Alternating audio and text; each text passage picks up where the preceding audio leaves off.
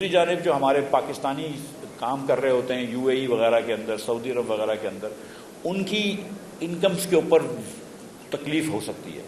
اور ہمارے یہاں جو ریمیٹنس بڑھ رہی ہیں اور بڑھتی ہیں، اس کی جو بڑی وجہ ہے وہ یہ نہیں ہے کہ ہمارے پاکستانی وہاں سے ہم کو زیادہ پیسے بھیج رہے ہوتے ہیں. ریمیٹنس بھی بڑھتی ہے کہ اور پاکستانی جا رہے ہوتے ہیں جو پہلے اپنی والدہ کو یا اپنی بیگم صاحبہ کو $100 بھیج رہا تھا لڑکا ڈرائیوری کر کے سعودی عرب سے، وہ ابھی بھی $100 بھیج رہا ہے. لیکن پہلے 40 تھے، اب 42 ہونے چاہیے. ہر سال ہم زیادہ لڑکے بھیجتے ہیں.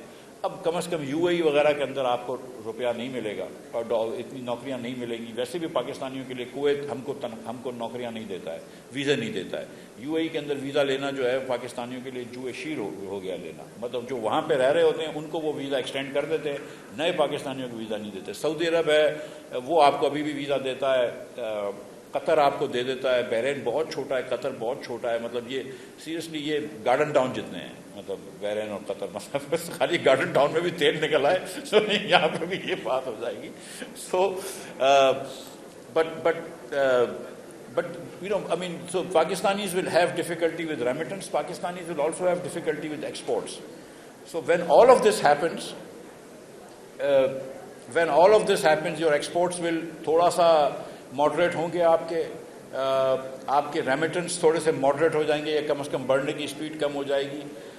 لیکن آپ کے اخراجات ضروری نہیں ہیں کہ کم ہوں، آپ کے امپورٹ ضروری نہیں ہیں کہ کم ہوں، کیونکہ آپ کو تیل وغیرہ لینا ہے وہ آپ کو لینا ہی پڑے گا اور مہنگے نرخوں پہ لینا پڑے گا. لہٰذا کرنٹ اکاؤنٹ پہ پریشر آئے گا. اب کرنٹ اکاؤنٹ پہ پریشر آئے گا تو پھر آپ کا روپیہ جو ہے وہ ڈی ویلیو ہوگا. حالانکہ ایک طرف آپ نے جب انٹرسٹ ریٹ بڑھایا ہوتا ہے تو آپ کا روپیہ بڑھنا چاہیے ویلیو میں، لیکن دوسری طرف آپ کا کرنٹ اکاؤنٹ میں پریشر ہے تو یہ ایک بیلنس ہونا چاہیے. ہماری چونکہ لیڈرشپ جو ہے وہ روپے کو ڈی ویلیو کرنے کے اتنے دل میں نہیں ہوتی، کیونکہ اس کے مضر اثرات بھی بہت ہوتے ہیں. انفلیشن بہت تیزی سے آتا ہے. So Pakistan is going through a lot of trouble. We will need to have very deft management over the next few months, very nimble management, اور تھوڑی سیاسی جذبات سے ہٹ کے تھوڑی مینجمنٹ کرنی پڑے گی. اس کے ساتھ ہم چل سکیں گے. اگلا کچھ مہینے بہت چیلنج ہوں گے. میں ایک آخری بات کر دوں اور پھر یہاں پہ میں رک جاتا ہوں. دیکھیں، ایک $3.5 بلین ہم نے یو اے ای سے قرض لیے ہوئے ہیں. ٹھیک ہے، پہلا جو 150 ملین تھا وہ 96 میں لیا تھا. دوسرا جو 300 ملین تھا وہ 97 میں لیا تھا. پھر 3 بلین میں 2019 وغیرہ میں کبھی لیے. اب وہ ہم نے واپس نہیں کیے کبھی ان کو. ہم سود دیتے رہے اور سود بھی ایک ریزنیبل ہوتا تھا 2-3%. اس سے زیادہ ویسے ہونا بھی نہیں چاہیے. کوئی اتنا زیادہ کنسیشنری لون نہیں تھا. جب ساورنز ایک دوسرے کو دیتے ہیں تو اب ہماری کوئی رسک نہیں ہوتی، تو اتنا کم سود تھا. یو اے ای نے بھی ہمارے $800 ملین روک کے رکھے ہوئے. $800 ملین جو پی ٹی سی ایل میں ان کو دینے جو انہوں نے نہیں دیا. ہم ان سے بحث کرتے رہتے ہیں. ہمارے خیر اینی وے، مطلب تھوڑے سے ہم بھی کمپرومائزڈ ہو جاتے ہیں پاکستانی پالیسی میکرز بھی. لیکن ان اینی کیس مطلب یہ آئی مین دے او us some money but they are not paying us, but we owe them $3.5 billion they say, and اب وہ واپس لے رہے ہیں. اور اس کو میں یہ سمجھتا ہوں ایز اے پاکستانی کہ بالکل واپس کر دینا چاہیے کہ اپنے کریئرس کے اندر بہت آگے بڑھیں گے.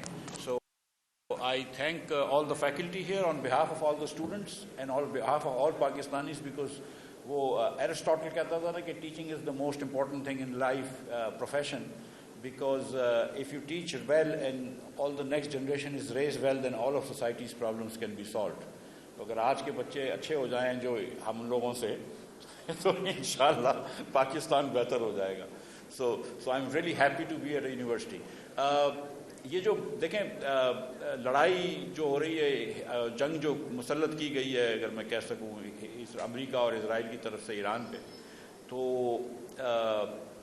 اس کے مضر اثرات، میں اس پہ معیشت پہ ہی بات کروں گا بیکاز اس پہ مجھے آتا ہے. میں اپنا کام کروں گا، فوجیوں کا کام نہیں کروں گا. فوجیوں کو میرا کام کرنا ہے تو کوئی بات نہیں، لیکن میں اپنا کام کروں گا.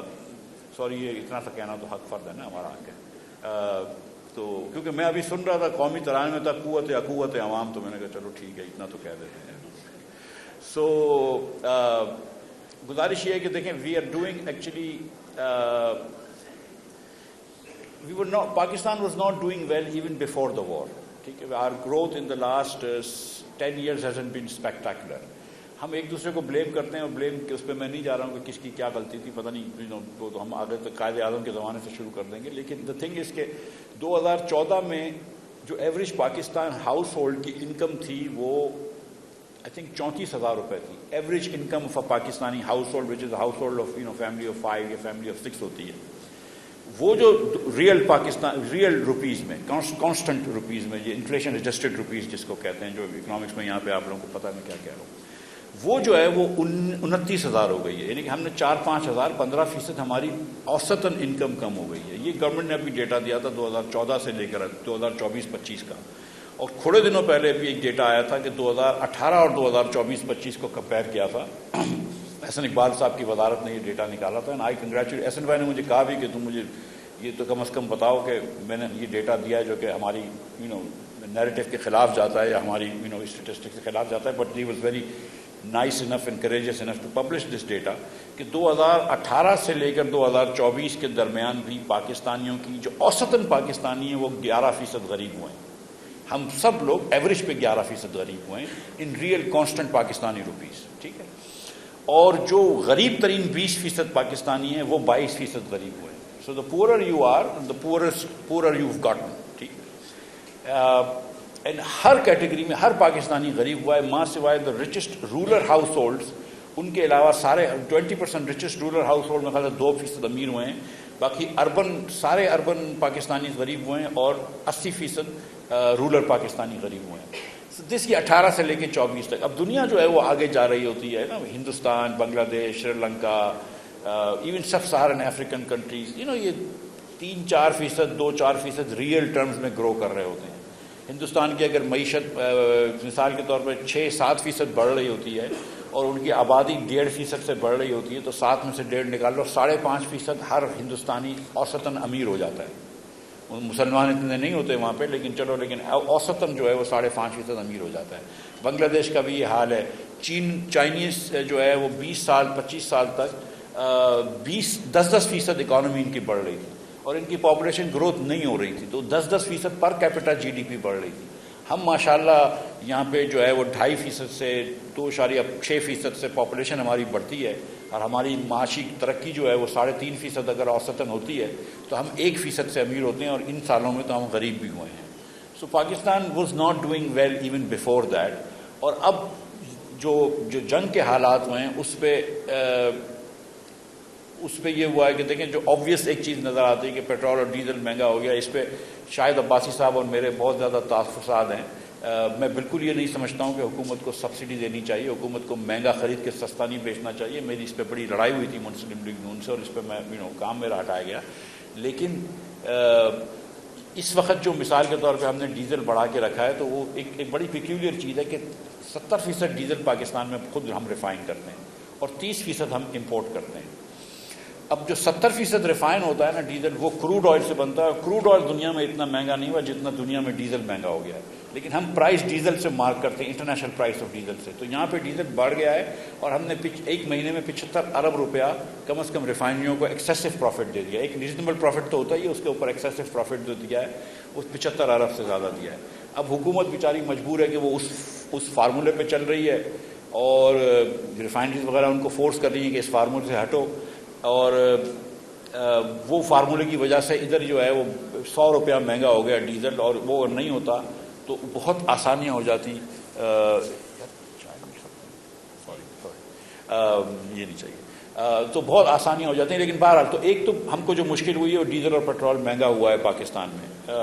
تو اس سے کیا کیا ہوتا ہے میں اسی سے دیکھ لیتے ہیں. اس مہینے جو ہے وہ مارچ میں فروری میں آپ کی 7% انفلیشن تھی ایئر آن ایئر. یعنی کہ پچھلے فروری 26 میں فروری 25 کے مقابلے میں چیزیں 7% مہنگی تھیں رائٹ اوسطاً.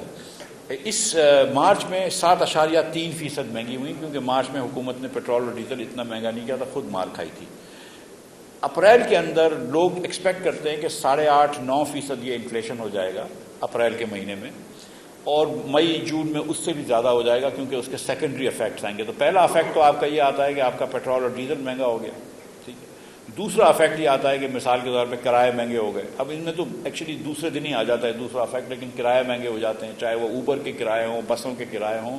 لیکن جو خاص طور پہ ہم کو جو ڈر ہوتا ہے پاکستان میں اور پالیسی میکرز کو کہ جب ڈیزل مہنگا ہوتا ہے تو جو پھل جو سبزیاں گاؤں سے آ رہی ہوتی ہیں شہروں میں، اور ساری سبزیاں ہماری کہیں نہ کہیں سے آ رہی ہوتی ہیں، وہ ٹرانسپورٹ مہنگا ہو جاتا ہے، اینڈ سبزیوں کی کیونکہ ویلیو بہت کم ہوتی ہے، transport is a very large part of that cost, so that really goes up. So وہ ایک مسئلہ ہو جاتا ہے. تو اس سے پھر آپ کا کھانے پینے کی چیزیں مہنگی ہو جاتی ہیں. اور پاکستان کے اندر کیونکہ ہم ایک ایوریج پاکستانی ہاؤس ہولڈ ہوتا ہے نا، وہ 80% مطلب middle class Pakistani house hold, lower middle class Pakistani house hold 70-80% جو ہے، یا بلکہ تقریباً 90% کا پیسہ جو ہے نا وہ اناج پہ، یوٹیلیٹیز پہ اور کرائے پہ لگا رہا ہوتا ہے. وہ تین ہائٹس ہوتے ہیں: گھر کا کرایہ، بجلی کا بل اور کھانے پینا، کچن کے ایکسپینس، اس پہ خرچ ہو جاتے ہیں. ٹھیک ہے، تو وہ اس کو بہت تکلیف ہوتی ہے. ادھر اس کا انفلیشن کا بہت زیادہ افیکٹ آتا ہے، فوڈ انفلیشن کا. So food inflation is a problem in Pakistan. So ایک انفلیشن بڑھے گا. اب انفلیشن بڑھتا ہے تو پھر انٹرسٹ ریٹس کو بڑھانا پڑتا ہے. کیونکہ یہ میں اگین اکنامکس کی فیکلٹی میں بیٹھا ہوا ہوں، تو آپ لوگوں کو فیکلٹی کو تو خیر پتہ ہے، لیکن بچوں کو بھی پتہ ہونی چاہیے. لیکن میں تھوڑا سا آپ کو واپس سے وہ کرا دیتا ہوں کہ جب انفلیشن بڑھتا ہے اس کا مطلب ہے کہ ایک اندر وے آف سیئنگ کہ انفلیشن بڑھ رہا ہے کہ روپے کی ویلیو کم ہو رہی ہے. یا اندر وے آف سیئنگ دس کہ there is too many rupees chasing too few goods. So when there is too many rupees chasing too few goods تو you try to increase the price of money, and the price of money is interest rates, right. So ہم اس کو interest rates کو شرح سود بڑھائے گی state bank. State bank کے پاس کوئی اور ٹول نہیں ہے ایسا کہ جس کے تحت وہ انفلیشن کو روکنے کی کوشش کر سکے. اس کے پاس ایک ہی ٹول ہے کہ وہ انٹرسٹ ریٹ بڑھائے گی. وہ انٹرسٹ ریٹ بڑھاتی ہے تو وہ بزنسز کو کہتی ہے کہ ابھی تم نیا کام شروع نہ کرو، ابھی تم نیا قرض نہ لو. وہ گھر والوں کو کہتی ہے، پرائیویٹ کنزیومرز کو کہتی ہے یہ وقت نہیں ہے گاڑی خریدنے کا قرض لے کر، یہ وقت نہیں ہے واشنگ مشین خریدنے کا قرض لے کر کریڈٹ کارڈ پہ. اور وہ ہماری جو ہے وہ ایگریگیٹ ڈیمانڈ کو کم کرتی ہے. پاکستان میں ایک مسئلہ یہ کہ ہماری ایگریگیٹ ڈیمانڈ جو روپے کی ہوتی ہے یا بوروئنگ کی ہوتی ہے، اس کی سب سے بڑی جو کوانٹٹی ہوتی ہے وہ حکومت پاکستان کو چاہیے ہوتی ہے، کیونکہ ان کا جو ماشاءاللہ ہم نے جو 80,000 ارب روپے کا قرض لے چکے ہیں، تو اس کے اوپر ہم کو 7-8 ہزار ارب روپیہ سود دینا ہوتا ہے. تو ہم کو تو وہی سود دینے کے لیے ہم تو پیسے لے رہے ہوتے ہیں، جس کو کریڈٹ ٹریپ کہتے ہیں. سو ہم اس کے لیے بار بار پیسے لے رہے ہوتے ہیں. تو اسٹیٹ بینک کے پاس یہی ایک ٹول ہے کہ وہ انٹرسٹ ریٹ بڑھائے. وہ ٹول پاکستان میں اتنا اچھا چلتا نہیں ہے، بیکاز پرائیویٹ سیکٹر کو تو آپ دبا دیتے ہیں اور لوگوں کی تو آپ وہ کم کر دیتے ہیں ریئل انکم، لیکن گورنمنٹ کیونکہ بورو کرتی رہتی ہے تو وہ افیکٹو اتنا نہیں ہوتا. لیکن in any case that's the only tool you have. So government جو ہے وہ اسٹیٹ بینک جو ہے وہ موسٹ لائکلی انٹرسٹ ریٹ بڑھائے گی. یہ تقریباً طے بات ہے. جب انٹرسٹ ریٹ بڑھے گا تو آج کل IMF کا پریشر بھی ہے، حالانکہ اگر 1-2 مہینہ چاہیں تو وہ ٹھہر سکتے ہیں، لیکن انٹرسٹ ریٹ جب بڑھے گا تو پھر آپ کی معیشت اور سلو ہو جائے گی، تو آپ کی بے روزگاری بڑھے گی. دوسری جانب آپ جو $60 کا یا $55 کا یا $65 کا تیل خرید رہے تھے، اب وہ تیل آپ $90 کا خرید رہے ہیں. جو ڈیزل آپ $80 کا خرید رہے تھے، اب وہ آپ $222, $225, $250 تک کا خرید رہے ہیں. پیٹرول بھی اس طرح، موٹر گیسولین بھی اس طرح مہنگا خرید رہے ہیں. تو آپ کا جو کرنٹ اکاؤنٹ ڈیفیسٹ ہے وہ بڑھ جائے گا، کیونکہ آپ کے اوپر پریشر آئے گا. آپ پیمنٹس وہی کر رہے ہوں گے، اتنا ہی پیٹرول لوگے تو آپ پیمنٹس کرو گے، زیادہ پیمنٹ کرو گے. تو ایک طرف حکومت کی خواہش ہوتی ہے، کہتے نہیں ہیں لیکن ان کی خواہش ہوتی ہے کہ جب ہم پیٹرول مہنگا کر دیں گے تو لوگ کم گاڑیاں استعمال کریں گے، لوگ کم ٹرانسپورٹ استعمال کریں گے. تو وہ بھی ہوگا، لیکن پھر بھی آپ کی جو ایوریج پہ پیمنٹس ہیں، ڈالر کی پیمنٹس ہیں، وہ بڑھ جائیں گی. دوسری جانب جو ہمارے پاکستانی کام کر رہے ہوتے ہیں UAE وغیرہ کے اندر، سعودی عرب وغیرہ کے اندر، ان کی انکمز کے اوپر تکلیف ہو سکتی ہے. اور ہمارے یہاں جو ریمیٹنس بڑھ رہی ہیں اور بڑھتی ہیں، اس کی جو بڑی وجہ ہے وہ یہ نہیں ہے کہ ہمارے پاکستانی وہاں سے ہم کو زیادہ پیسے بھیج رہے ہوتے ہیں. ریمیٹنس